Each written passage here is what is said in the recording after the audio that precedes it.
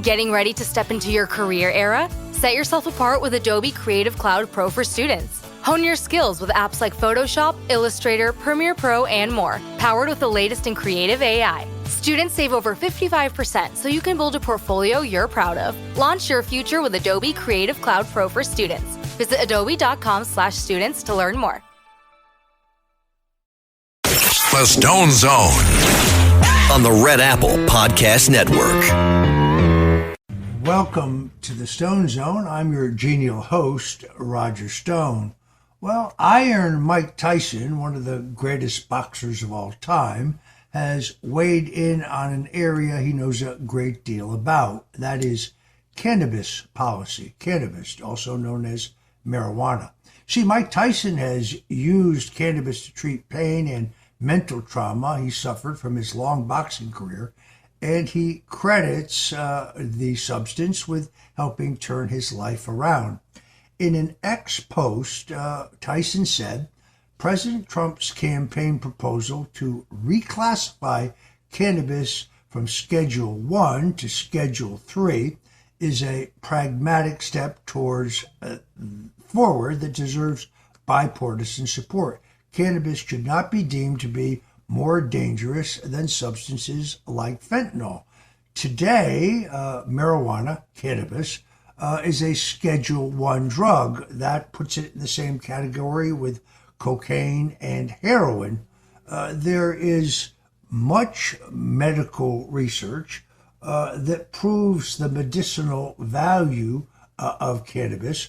Much of it conducted in other countries because the big pharma forces have always limited the funding for legitimate research into the potential medical benefits of cannabis here in the United States. And even when tests were conducted, the quality or the amount of cannabis was never sufficient enough to conduct a legitimate scientific inquiry. While President Trump has very smartly called for the removal of cannabis as a Schedule 1 drug, the fiscal 2026 budget proposal contains other proposals that are harmful for those who rely on cannabis for medical purposes. I have a personal stake in this. When my father was dying of cancer and lost his appetite, went from about 240 pounds down to about 135 pounds due to his lack of appetite, and was also in horrific pain. And the OxyContin the doctors were giving him doing nothing other than constipating him and making his life miserable. My sister and I decided, on the recommendation of a friend, to get him some marijuana.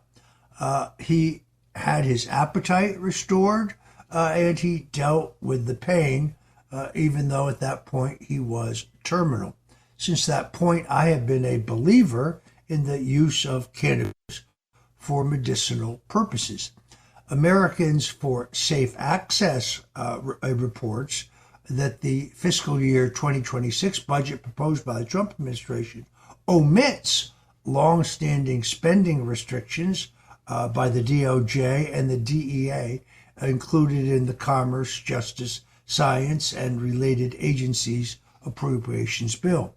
This will impact the Rohrabacher-Farr Amendment that was passed by the Congress that restricted federal funds being used to interfere with medical cannabis programs operated in compliance with state laws in the 40-some states where medicinal marijuana is currently legal.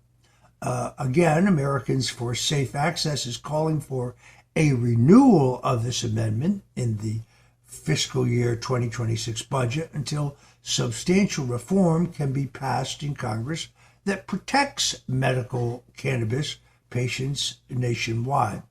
It has certainly become popularized to talk about the corruption of deep state entities like the NSA, the FBI, the CIA, the CDC, and the ATF, and rightfully so. These bureaucrats are the scorn of patriots nationwide for their crimes against the Republic. But we must not forget about the DEA, the Drug Enforcement Agency. Unfortunately, they're just as crooked as any of the other alphabet soup organizations in the Washington, D.C. swamp. The sad truth is that millions of veterans count on cannabis to treat their PTSD. It has proven to be far less dangerous than the other pharmaceutical drugs that are often prescribed for that purpose. The DEA has been known to work with dirtbag confidential informants and frame innocent people with drugs. They also allegedly worked with the CIA to create the crack cocaine epidemic that ravaged the inner city communities during the 1980s. And these DEA thugs do not want to lose their war on drugs gravy train. Let's remember that it was President Donald Trump who sponsored and pushed the First Step Act and the Second Chance Act, though that was to undo the 1994 crime bill that was written by Judiciary Committee Chairman Joe Biden and signed into law by President Bill Clinton. That is the law that for the first time targeted not drug dealers, not drug traffickers, but end users. In other words, it passed harsh mandatory penalties for the possession of small amounts of drugs for personal use. So the single mom who has 3 kids and is working 2 jobs gets arrested with a small amount of marijuana in her purse and can be sentenced without any discretion by a judge based on the circumstances to many years in jail. This is a travesty, and the 1994 crime bill, as written by Biden and signed by Bill Clinton, has been used to incarcerate hundreds of thousands, if not at this point millions, of poor people and disproportionately African Americans. It was Donald Trump who began the first serious criminal justice reform, but the members of the Congressional Black Caucus, who'd been talking about this kind of reform for decades, they voted against Donald Trump's reforms simply because they were proposed by Donald Trump. The well-intentioned war on drugs that first passed under President Richard Nixon, but was at that point focused at drug traffickers and drug dealers, opened a Pandora's box on the Constitution. Due process was turned on its head by abuses like asset forfeiture that declared an individual's property who had not been found guilty of a crime could be seized prior to their trial even beginning. The abuses that have spread because of the DEA are hard to believe. The founding fathers would never have stood for such a thing. Now, it should go without saying that when the DEA does a huge bust interdicting meth, heroin, or fentanyl, they should be applauded. These actions are necessary. But going after a benign plant like cannabis with proven pharmaceutical alternatives being far worse is simply wrong. The truth is, alcohol is legal, alcohol is regulated, alcohol is taxed, but alcohol is far more dangerous to human beings than marijuana. We should listen to Iron Mike Tyson. They should take cannabis off the Schedule I drug list or deschedule it altogether. Regulating and taxing cannabis like tomatoes makes sense, and let the states take it from there. In the meantime, President Donald Trump has issued retaliatory tariffs against Brazil over the country's mistreatment of Jair Bolsonaro, the country's former president, who was ousted under dubious circumstances in 2023. Trump slapped a 50% tariff on Brazil because of the lawfare waged against Bolsonaro following his questionable defeat at the hands of Luiz Inácio Lula da Silva, A criminal who was convicted of corruption, but who the politicized Brazilian Supreme Court ruled through a change in law would be allowed to run for president again. Interestingly, Bolsonaro won re-election in every region of the country except for the capital region, where we are expected to believe that Lula ran up such a margin that Bolsonaro was defeated. The moves against Bolsonaro mirror the effort that happened to Donald Trump in the 2020 election.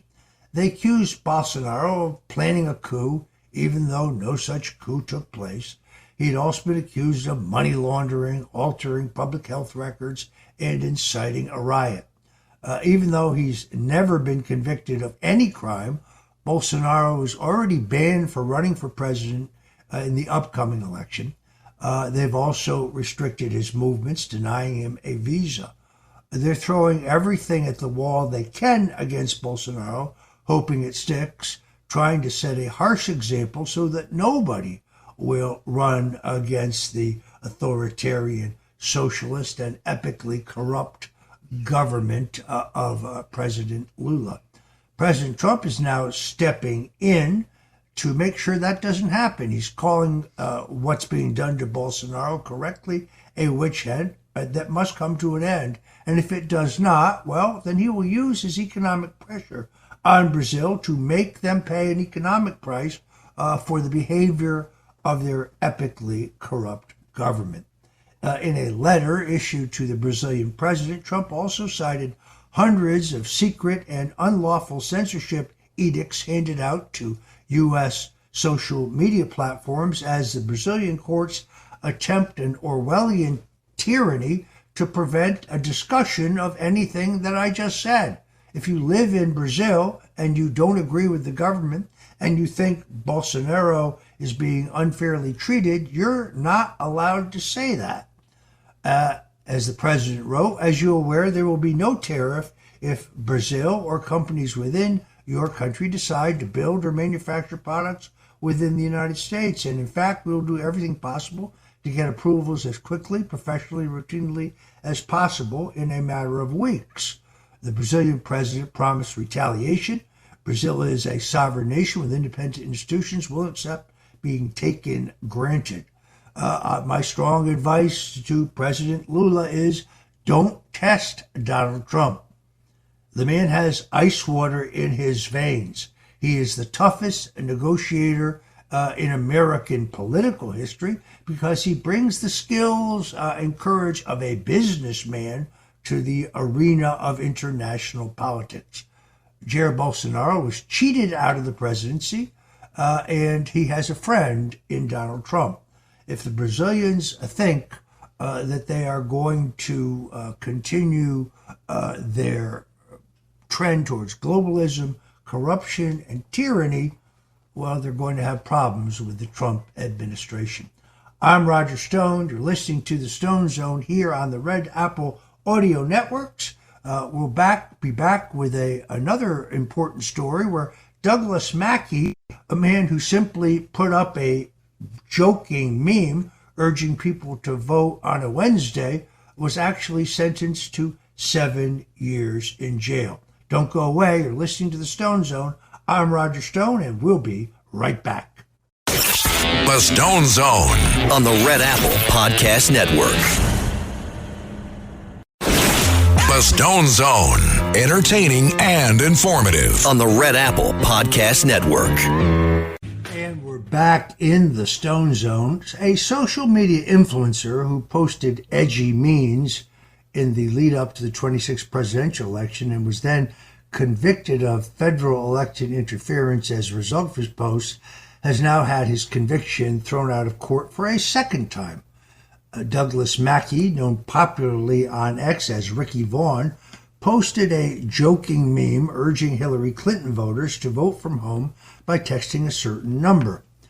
In the frenzied hysteria following President Trump's earth-shattering victory against Hillary Clinton in 2016, the deep state needed to find scapegoats, and Mackey was one of them. as it was argued that the obvious joke he posted constituted some sort of election interference plot. I went and checked, and I could find at least 9 similar posts urging people to vote for Donald Trump on Wednesday, the day after the election. Of course, none of those people were indicted. They even tried to imply somehow that Douglas Mackey had been employed by the Russians. Russia. What a joke. They waited until Biden took office to charge Mackey with conspiracy to injure, oppress, threaten, and intimidate persons in the free exercise and enjoyment of the right to vote. He would be found guilty of the crime in 2023, and he was sentenced to 7 months in prison. U.S. Attorney Breon Peace said that Mackey weaponized disinformation in a dangerous scheme to stop targeted groups, including black and brown people and women, from participating in our democracy. But what about all those people who did almost the exact same thing in their urging folks to vote for Donald Trump on a misleading election day? Why were none of them charged? This is, once again, the two-tiered justice system, folks. The sentencing judge in Mackey's case said it was that he was one of the leading members of a conspiracy that was nothing short of an assault on its democracy. These deranged statements showed that the deck was stacked against Mackey from the start, and how deep state hacks hate freedom of speech, are at war with the First Amendment of the Constitution. Also shows, by the way, that they can't take a joke. But after the decision from the Second Circuit Court of Appeals, Mackey's case has been officially thrown out for lack of evidence. The case has been remanded to the district courts, will be immediately dismissed. Mackey posted his response on X yesterday, where he said, "Thank God I can finally get my guns back." You see, when you're convicted of a crime, you can no longer own a firearm. Senator Eric Schmidt of Missouri is calling for the Biden DOJ to find out who was behind bringing this case against Mackey and have them severely reprimanded. Senator Schmidt said the DOJ should investigate who in the Department of Justice was responsible for bringing and prosecuting a frivolous case like this, and take whatever action is necessary to ensure that a miscarriage of justice like this does not happen again. Mackey, for his part, intends to sue the DOJ. I say all power to him. I'm Roger Stone. This is the Stone Zone. Whatever you do, don't touch that dial, because we'll be right back. The Stone Zone on the Red Apple Podcast Network. The Stone Zone, entertaining and informative on the Red Apple Podcast Network. Welcome back. You're back in the Stone Zone. Well, 6 Secret Service agents have now been suspended over their dereliction of duty during a rally in Butler, Pennsylvania, nearly 1 year ago, where President Trump was shot in the ear by an assassin's bullet. The president narrowly avoided being shot in the head. Coincidental that CNN, that never covered any of Trump's campaign rallies, not only covered the Butler, Pennsylvania rally, but they had a very special slow motion camera that they brought for the occasion. Kind of reminds me of how they just happened to be outside my front door the morning 29 heavily armed FBI agents brandished fully automatic M4 assault weapons, wearing full SWAT gear, including night goggles, surrounded and stormed my home to arrest me for the first time nonviolent crime of allegedly lying to Congress. CNN just happened to be in Butler. What were they hoping to capture on videotape? Yes, it was July 13th, 2024, when gunman Thomas Matthew Crooks allegedly climbed up to the roof of a building close to where President Trump was speaking. He fired 8 shots with an AR-15 rifle, and only by the grace of God did he not kill President Donald Trump, as Secret Service agents essentially just looked on. apparently willing to let it happen before killing the gunman. There is the key point. The counter sniper had Crooks, or whoever the man who shot Trump was, in his sights. The Secret Service regulations and manual would require him to kill a man pointing a gun at the President of the United States. But the counter sniper waited until the shooter got off 8 rounds before taking him out. An independent review of the Department of Homeland Security after the fact chronicled the many mishaps and failures that Secret Service and law enforcement committed that day in order for Trump to be nearly executed by a mad leftist gunman. There are so many anomalies here, they're hard to understand. The Secret Service, the state police, and the local police were all on different radio frequencies, so they couldn't communicate with each other. But the Secret Service knew that there was a man with a gun who had been seen with a rangefinder inside the perimeter of the Trump event for 92 minutes, and nobody informed President Trump's initial direct Secret Service protection detail. Under the Secret Service manual, President Trump should have been evacuated from the scene the instant they knew that a man with a gun had penetrated the perimeter of the event.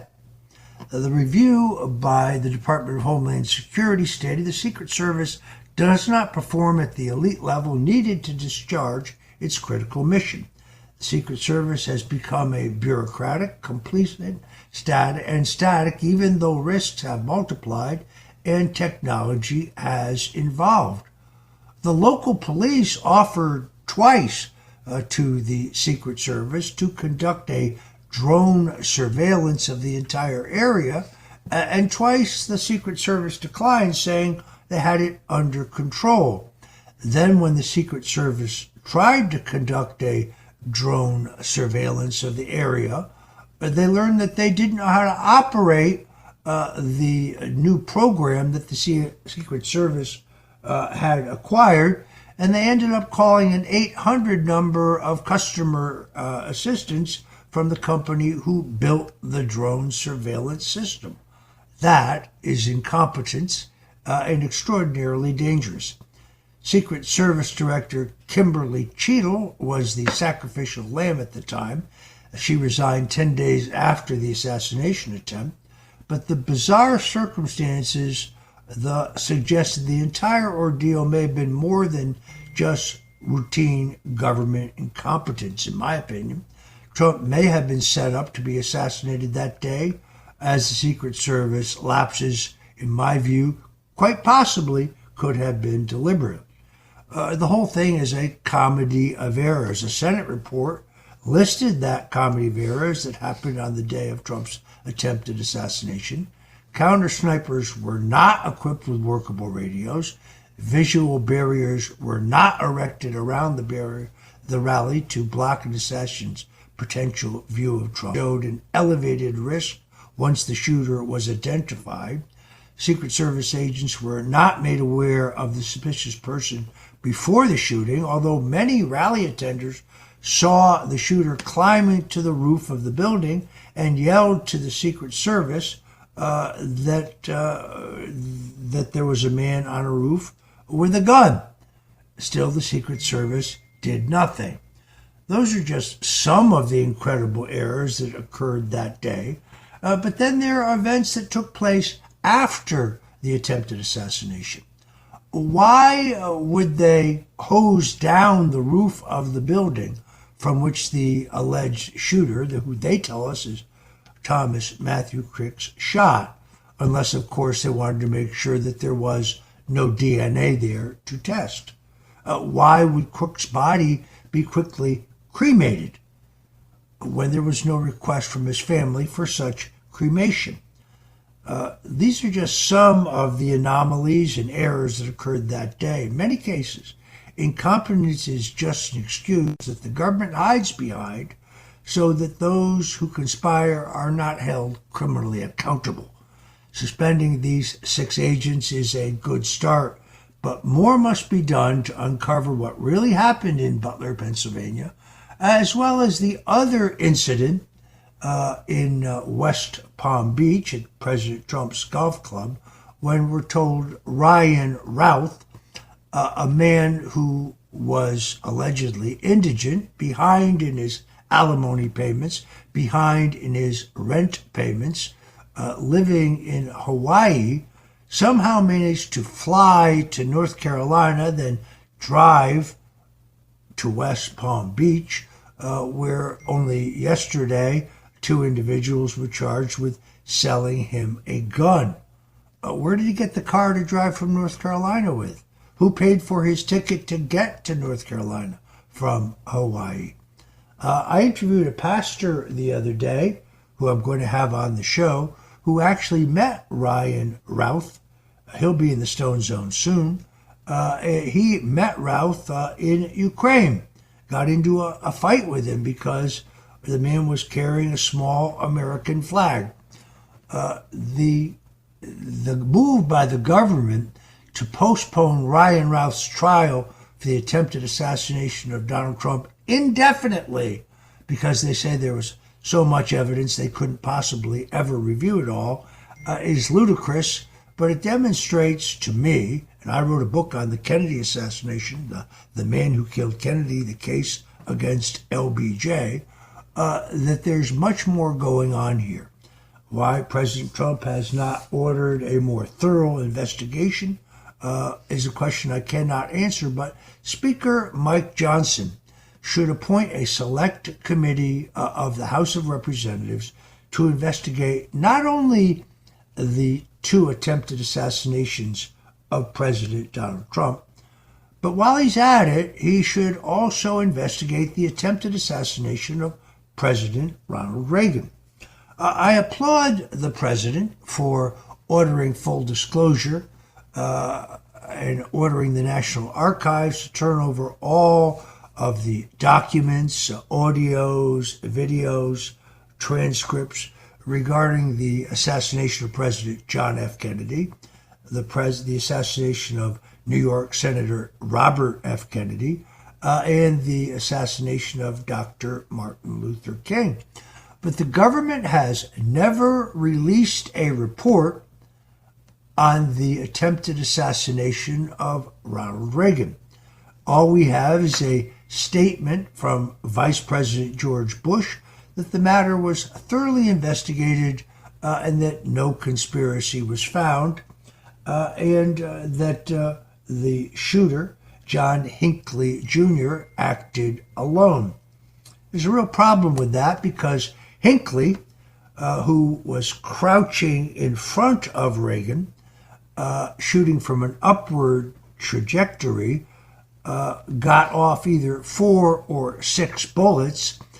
You can't tell which is correct because all of the documents that I have gotten from the government through a Freedom of Information Act are very broadly redacted. Some witnesses insist there were 4 shots, others insist there were 6, but either way, all of the shots by Hinckley are accounted for. One of them hit James Brady, the press secretary. One of them hit a D.C.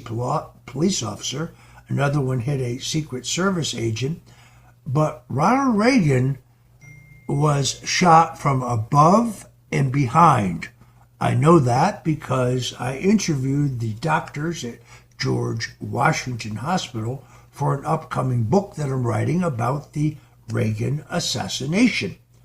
So it's time for us to have a much deeper investigation of the events surrounding Reagan's assassination. Here's another strange anomaly. We're told that John Hinckley Sr. was a friend and supporter of Vice President George Bush. But what we haven't been told is that John Hinckley Sr., father of the alleged assassin John Hinckley Jr., had his oil company, Vanderbilt Energy, bailed out by George H.W. Bush's energy company, Zapata Oil, in the 1960s. Zapata is widely believed to be a CIA front. They had offshore oil drilling platforms that were being used by the agency for other purposes. But here's the other strange part.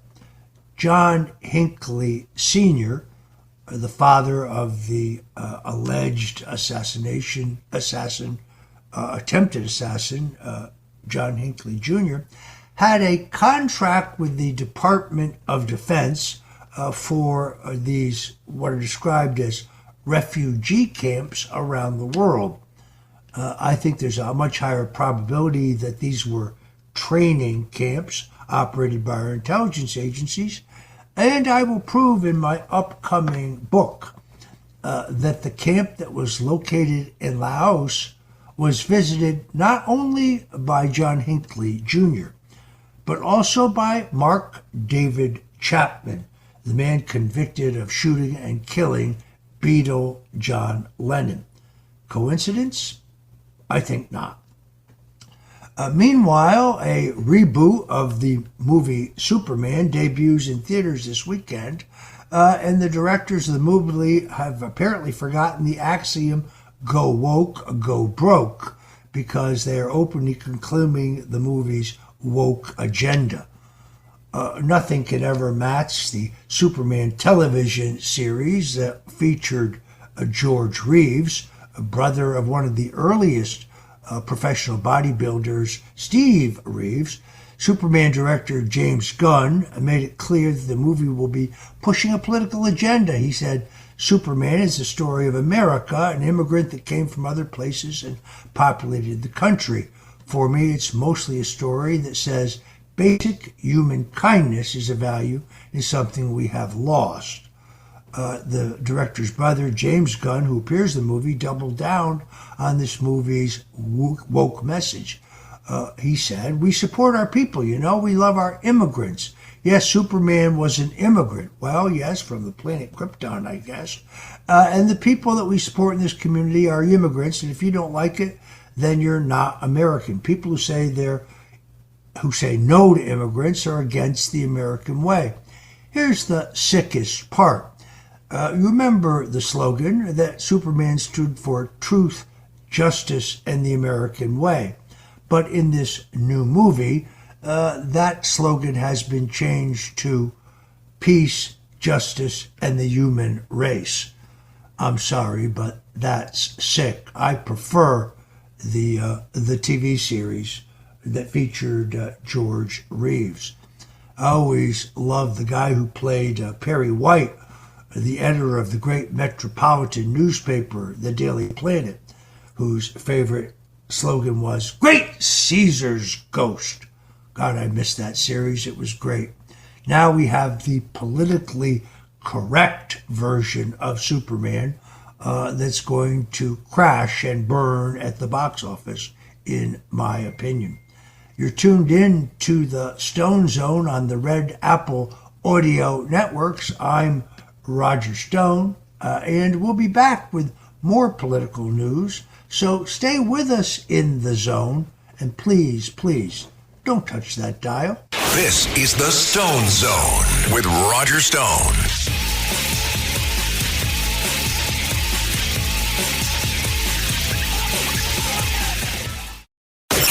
The Stone Zone on the Red Apple Podcast Network. I have great respect for Elon Musk. I respect what he's done for free speech. He restored my free speech rights when he bought Twitter and rebranded as X. I was banned in 2017. They never really told me why I was banned. Probably something stupid that I posted. But one day I woke up and my Twitter feed was just gone. No email, no notification, no appeals process. I think it was because I was a supporter of Donald Trump, and I think I may have hurt Jake Tapper's feelings in one of my tweets. I also respect the fact that Musk had the courage to turn over the Twitter records that proved that Twitter executives were working hand in glove with the intelligence agencies to censor those who question the 2020 election or censor those who question the effectiveness and safety of the COVID-19 vaccination or those who questioned whether Hunter Biden's laptop was real. It was. 51 current or former intelligence agencies insisted it was Russian disinformation, thanks to courageous journalist Miranda Devine at the New York Post. We found out otherwise, but then the New York Post itself was censored. I also respect Elon for a very aggressive effort to uncover not just millions, not billions, but trillions of dollars of waste, fraud, and abuse in our federal spending. But I think he is misguided in his effort to form a third party. He's now evidently taking advice from a kind of eccentric right-wing thinker, a fellow named Curtis Yarvin, on the formation of his new American Party. Yarvin is a heterodox thinker whose beliefs have gained interest from big tech figures. He supports a re-imaging of the American Republic, preferring a monarchy where the chief executive will essentially be CEO of the country, be able to operate with a great deal more autonomy, because I believe that Mr. Yarvin would do away with the Congress. Unsurprisingly, Yarvin has been pilloried as a fascist and an authoritarian by some in the media. I'm not sure that that's fair. But I think Elon Musk really underestimates the potential for a third party. Remember, President Donald Trump explored running as the Reform Party candidate in 2000 when his good friend, billionaire Ross Perot, urged him to consider the Reform Party nomination. He spent about $2 million. I was the chairman of his exploratory committee at the time, and we explored getting on the ballot in the states where we were not on the ballot. And he ultimately decided, I think correctly, that one could only win as either a Republican or a Democrat. I think that was a wise decision. In this case, I frankly think that Elon Musk would be much, much better served to spend his money and his efforts within the Republican Party primaries. In other words, to challenge the rhinos and those who refuse to do anything about spending, about the debt, about the deficit. It would be far more productive. I think that Elon Musk is going to find it very difficult to get on the party. I'm Roger Stone. You've been listening to The Stone Zone. God bless you and a Godspeed. Thanks for listening to The Stone Zone with Roger Stone. You can hear The Stone Zone with Roger Stone weeknights at 8 on 77 WABC. If you like the podcast, share it with your friends and listen anytime at WABCRadio.com and download the WABC Radio app. Hit that subscribe button on all major podcast platforms. Plus, follow WABC on social on Instagram, TikTok, Facebook, and X. See you next time for a new episode, so you never have to wonder, what the heck is going on here?